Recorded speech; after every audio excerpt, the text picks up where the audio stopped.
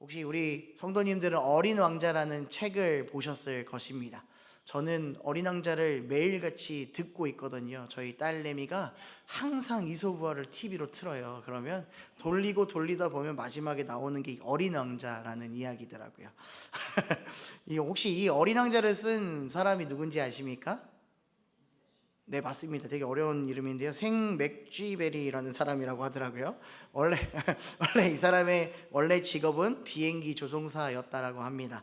그에게 어떤 일이 한 가지 일이 있어서 그 일을 오늘은 소개하면서 말씀을 시작하고자 합니다. 하루는 그가 비행기를 열심히 몰고 상공을 이렇게 날아가다가 난기류를 만나게 된 거죠. 자, 난기류에 휘말리면 대부분은 잘 조심히 빠져나가야 되지만 안타깝게도 이분은 난기류에 휘말리고 되었고 비상 착륙을 하게 되었다고 합니다. 그래서 어렵게 불식착한 곳이 바로 사막 한가운데 떨어졌다고 합니다. 물도 먹을 것도 아무것도 없는 그 척박한 곳에 떨어진 이분은 많이 힘들었을 것입니다. 먹을 것도 찾아보니 보이지 않고 내가 가지고 있는 것은 한정적이었기 때문이라는 거죠. 그렇게 며칠을 버티다가 극적으로 구조대에서 구조가 되었다고 합니다. 그리고 나서 구조된 그분에게 기자는 이렇게 묻습니다. 식량과 물이 없는 사막에서 당신은 어떻게 살아남을 수 있었습니까? 라고 물어보는 거죠. 그러면서 그는 잠시 입가에 미소를 띄운 다음에 이렇게 얘기했다고 합니다. 나를 사막에서 버티게 해준 것은 한 덩이의 빵도 한 모금의 물도 아니었습니다. 바로 가족에 대한 그리움이었습니다. 라고 고백한 거지요. 그렇습니다. 사람은요, 이렇게 생각하죠. 먹을 것, 빵, 밥, 물, 이게 있으면 살 수 있다라고 얘기합니다. 그렇지 않습니까?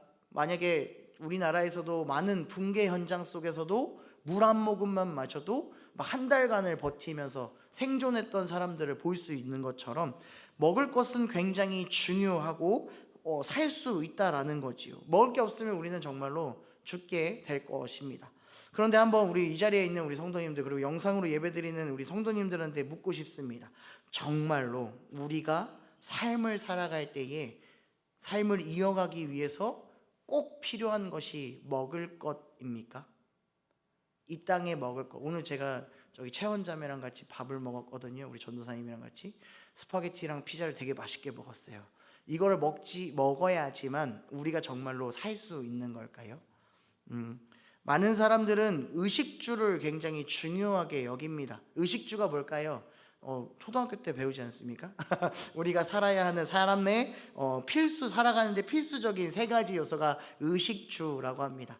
의는 옷, 식은 음식, 그리고 주는 집을 통틀어서 의식주라고 얘기하죠.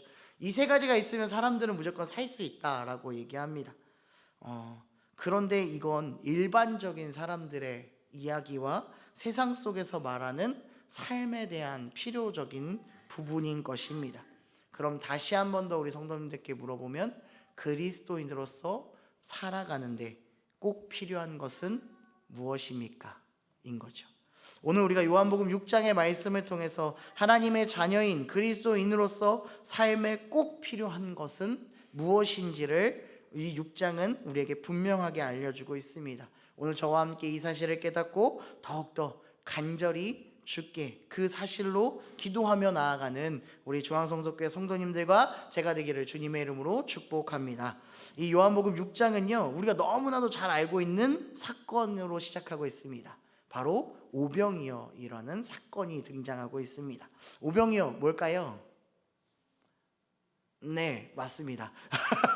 오병이어 5개의 떡과 물고기 2마리로 싸울 수 있는, 전쟁에 나갈 수 있는 장정 5,000명을 먹이고도 12바구니가 남은 사건이 기록되어 있었다라고 성경은 말해주고 있습니다. 그리고 그 사건이 있고 난 후에 예수님은 무리들을 피해서 제자들과 함께 그곳을 떠나기를 원하셨다라고 성경은 얘기합니다. 그래서 그곳에 있지 아니하고 물 건너편, 바다 건너편인 가버나움으로 갔음을 볼 수 있지요. 그러면서 무리들은 다시 한 번 더 예수님을 찾고 있습니다. 예수님이 그 오병이어의 기적을 일으킨 그 디베라에 다시 한 번 더 찾아가서 예수님을 찾았고, 예수님과 제자들이 없음을 보고 그를 찾아가 헤매고 있는 모습을 볼 수 있다라는 거죠. 왜 이 무리들은 예수님을 그렇게 간절하게 찾고 있을까요? 이 여기에 보면 찾다라는 원어적으로 보면 그냥 찾는 것도 아니고 집요하게 찾아 헤매다, 수색하다, 얻으려 하다라는 여러 가지 의미로 번역할 수 있는 단어가 사용됐다고 합니다. 그만큼 간절하게 예수님을 지금 찾고 있었다라고 보여주고 있는 것이지요. 이 무리가 예수님을 찾은 이유는 단 하나입니다. 뭘까요? 먹을 것을 얻기 위해서입니다. 맞아. 그래. 고마워. 그렇습니다. 먹을 것을, 오병이어의 기적을, 오병이어의 사건 속에서 내가 보고 경험했던 그 문제가, 내가 먹을 것을 얻고 배고픔을 해결했기에 그 문제가, 나한테 있었던 문제가 예수님을 통해서 해결됐으니 한 번 더 그 기적을 나에게 주시옵소서라는 마음으로, 절박한 심정으로 예수님을 지금 찾고 있는 겁니다. 맞습니다. 예수님을 찾으면 모든 문제는 해결됩니다. 늘 우리는, 많은 목사님들, 많은 설교자들은 얘기합니다. 예수님께 나오십시오. 그리고 구하십시오. 그러면 우리의 문제는 해결됩니다 라고 설교합니다. 저도 그렇게 설교했고요. 근데 정말로 우리가 다시 한 번 더 생각해 봅시다. 그 문제가 무엇인지를 우리는 이제 생각해 봐야 된다는 거죠. 이 백성들이 원하는 것은 무엇이었냐면 떡이었다라는 겁니다. 먹을 것을 원했다라는 거예요. 그래서 요한복음 6장 23절 말씀을 우리가 같이 한 번 더 읽어보도록 합시다. 시작.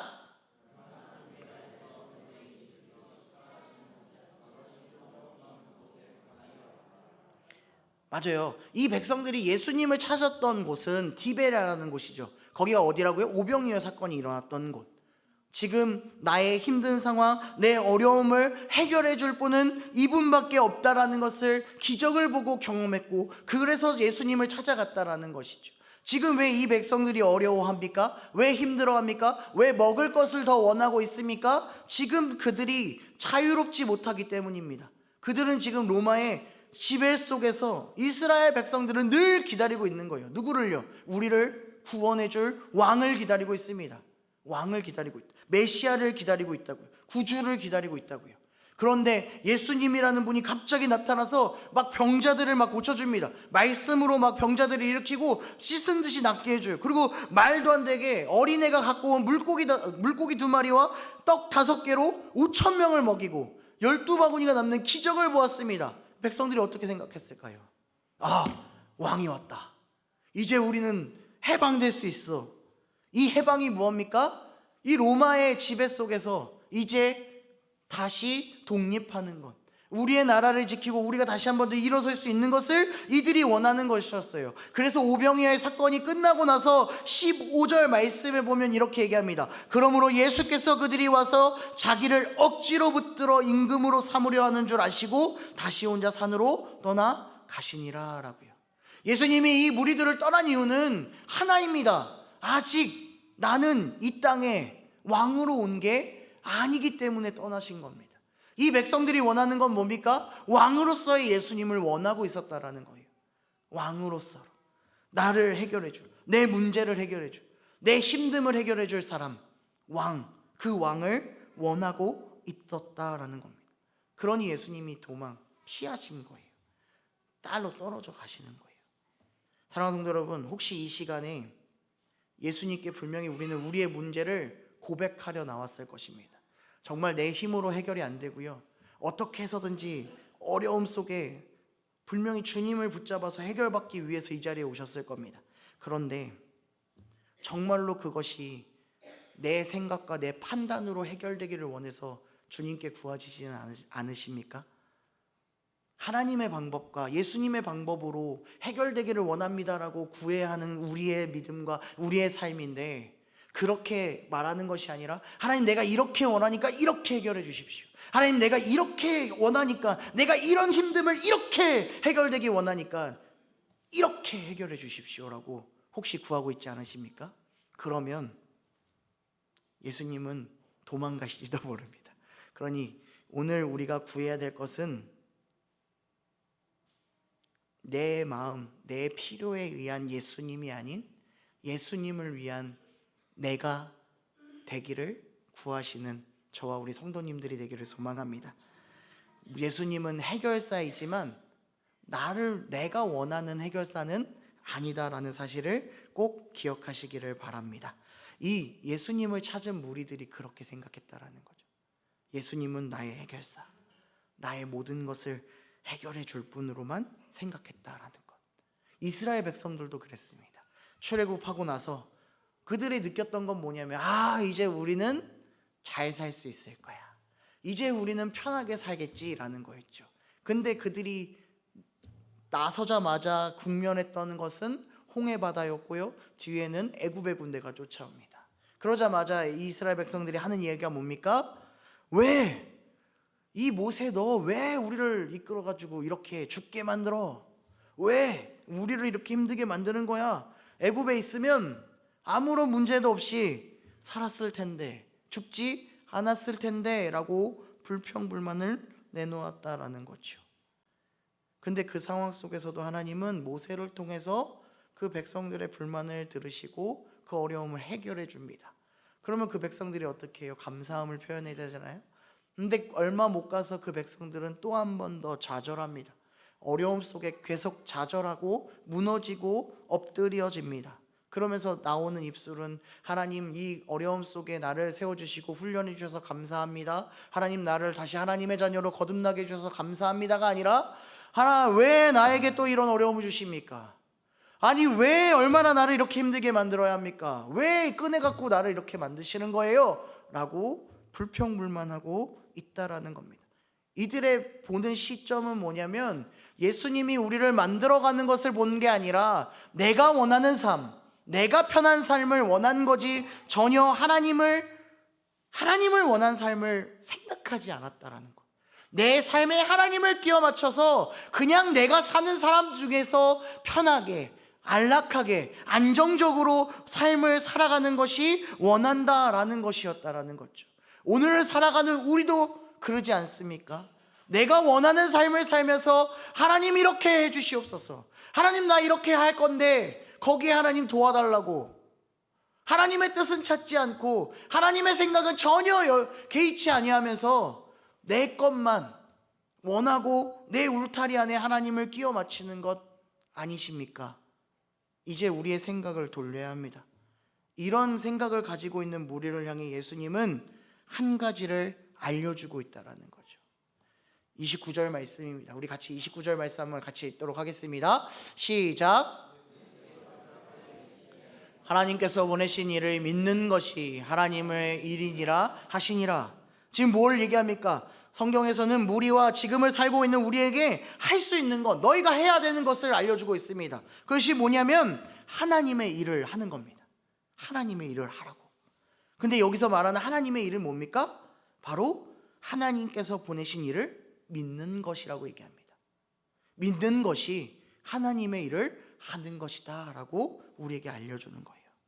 여기서 말하는 하나님의 일은 뭐냐면요, 하나님께서 하시는 모든 것에 내가 동참하는 거다라고 얘기하더라고요. 그냥 내가 이런 봉사를 합니다, 이런 헌신을 합니다, 하나님, 이런 게 아니라 하나님께 계획하신 모든 상황 속에서 하나님 그 계획을 내가 동참하겠습니다, 함께 하겠습니다 라는 마음이 하나님의 일이다라고 이야기한다는 겁니다. 여기서 말하는 믿는 것, 누구를 믿는 것이에요? 하나님이 보내주신 우리의 구주 예수 그리스도를 믿는 것이라고 분명히 얘기해주고 있다는 겁니다. 우리가 해야 할 것은 예수 그리스도를 믿는 일입니다. 믿는 일이에요. 그러면 이렇게 물어보죠. 우리 사랑하는 성도 여러분, 믿음이 무엇입니까? 되게 심오하고 어렵죠. 내가 늘 믿는다라고 고백하지만 정말 믿는 게 뭔지 잘 모를 때도 있는데요.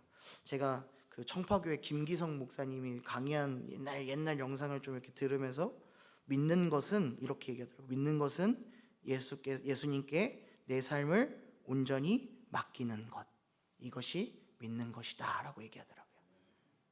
맡기는 것. 맡김은 또 뭡니까? 이거예요. 그의 처분대로 해도 좋습니다라고 고백하는 거예요. 동의한다라는 거죠. 그럼 우리 다시 한번 더 생각해 봅시다. 우리가 예수 그리스도를 믿고 계십니까? 아닌 것 같은데. 정말로 예수 그리스도를 구주로 영접하고 믿고 계십니까? 네, 아멘이라고 다들 얘기하죠. 그러면 정말로 하나님이 하시는, 예수님께서 하시는 모든 일에 다 동의하십니까? 네, 아멘 소리가 저 다시 작아지고 있습니다. 왜냐하면 저도 그럴 거라는 거죠.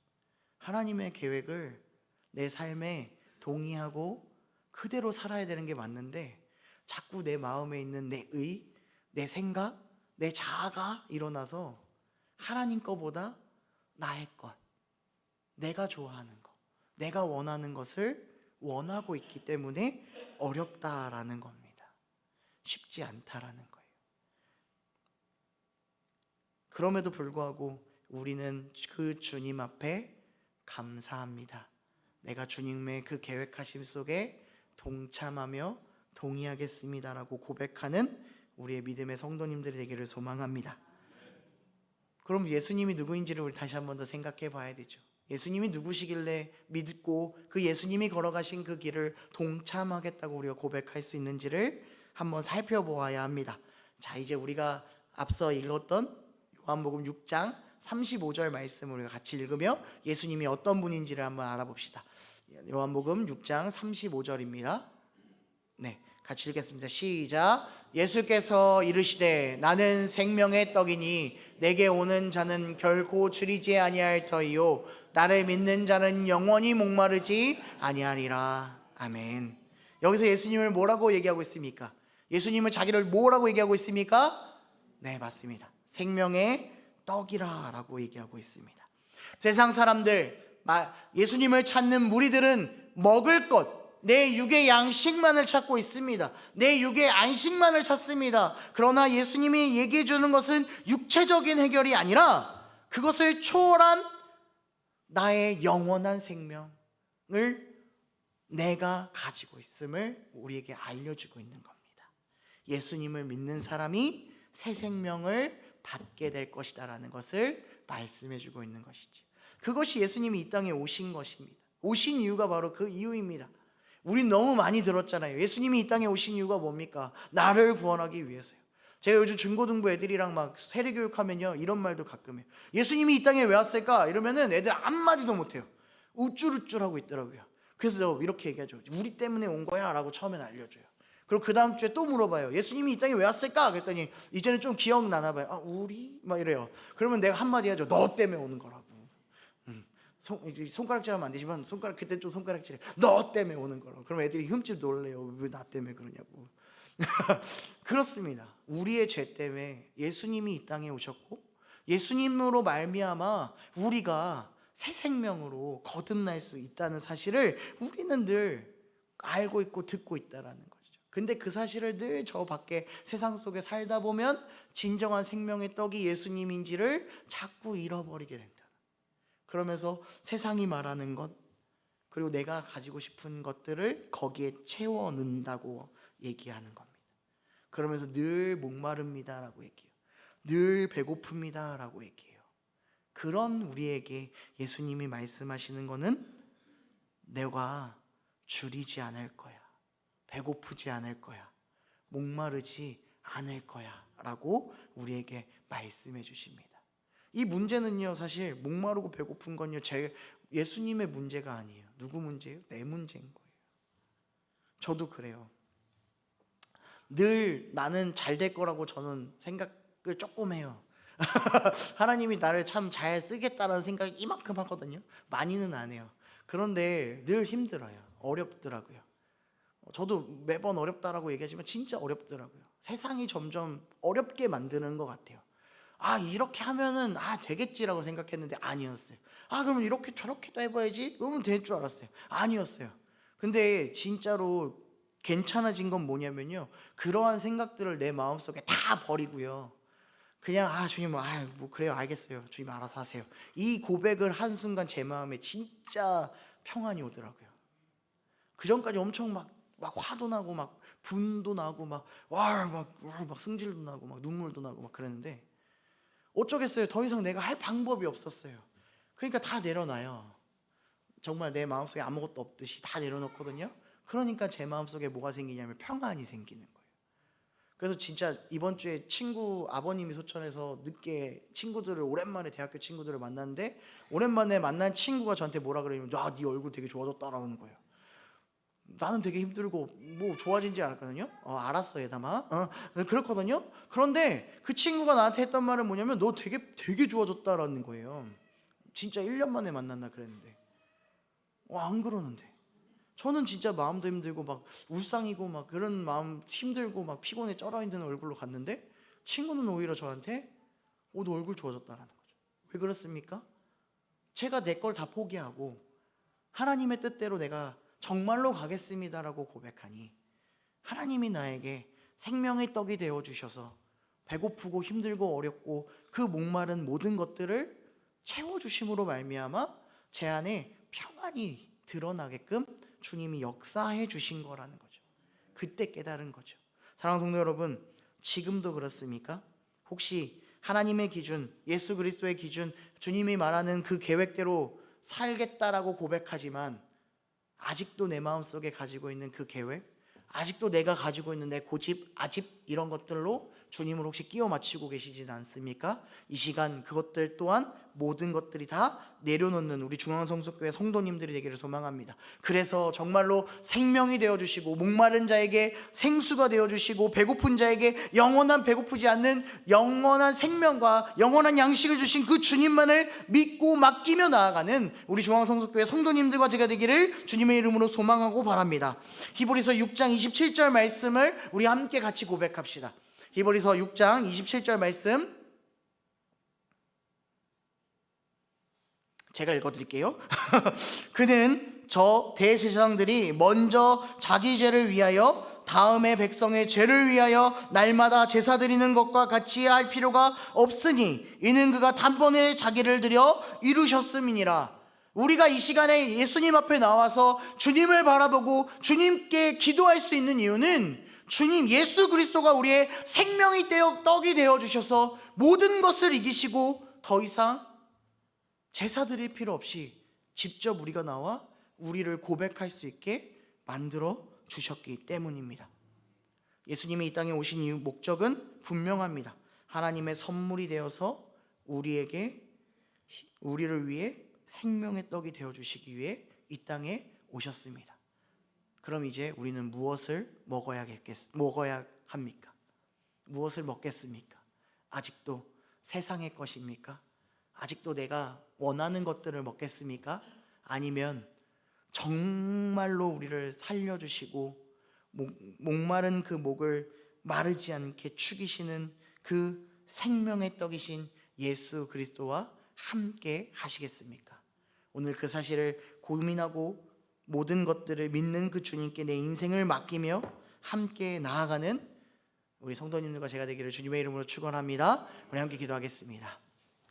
사랑의 하나님 감사합니다. 오늘 이 금요일 저녁을 우리에게 허락하여 주시었고 우리가 이 시간에 나와 하나님의 말씀을 먹고 주님이 나의 구원자이시며 나의 전부이심을 한 번 더 고백하며 내가 내 인생을 주님께 더욱더 맡기기를 소망합니다. 이제 입술로만 주님 맡깁니다 하는 것이 아니라 내 온 몸과 자아와 모든 것들을 나의 구주이신 예수 그리스도께 맡기오니 그 믿음을 통하여 하나님을 바라보게 하여 주시옵고 우리를 더욱더 생명으로 주님 오늘도 인도하여 주시옵소서. 감사합니다. 예수님의 이름으로 기도합니다. 아멘.